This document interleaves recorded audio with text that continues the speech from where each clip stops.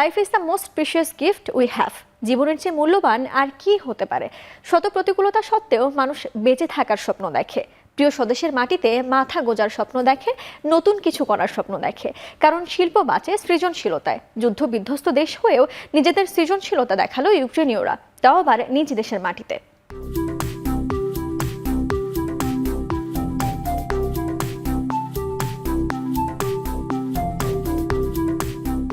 Russia Kyiv আক্রমণ করার আগে শেষবার ইউক্রেনীয় ফ্যাশন উইক কিয়েভে অনুষ্ঠিত হয়েছিল ২০২২ সালে।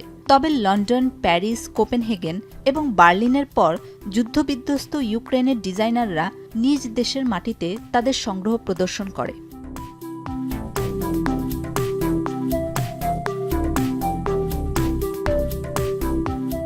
ইউক্রেনীয় ফ্যাশন উইক দীর্ঘদিন ধরে দেশের ক্রমবর্ধমান ফ্যাশন শিল্প প্রদর্শন এবং স্বদেশী প্রতিভা বিকাশের গুরুত্বপূর্ণ একটি প্ল্যাটফর্ম। রাশিয়া যখন পূর্ণ মাত্রায় ইউক্রেনের ওপর সামরিক শক্তি প্রয়োগ করছে, তখন ইউক্রেনীয় ডিজাইনারদের পোশাক থেকে শুরু করে যুদ্ধ সরঞ্জামেও নতুনত্ব আনার প্রয়োজন পড়ে।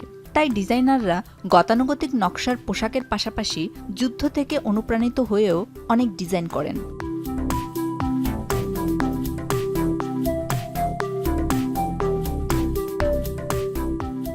এ বছরের ইভেন্টটি ইউক্রেনের সাংস্কৃতিক ক্ষেত্রে বৃহৎ অর্জন। ইউক্রেনের বিরুদ্ধে রাশিয়ার আক্রমণ সত্ত্বেও ফ্যাশন শো, কনসার্ট এবং সাহিত্য উৎসবের মতো আয়োজনগুলো বিকাশ লাভ করছে। এই আয়োজন ইউক্রেনের অর্থনৈতিক ক্ষেত্রেও বিশেষ অবদান রাখে।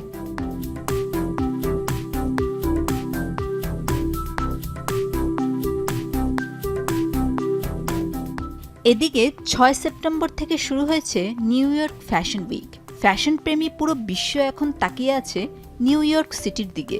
আপাদমস্তক গ্ল্যামারে মোড়ানো এই শোর উদ্বোধনী আয়োজনে ছিলেন Rihanna, Selma Blair, Christina Hendrix এবং উল্লা জনসনের মতো তারকারা।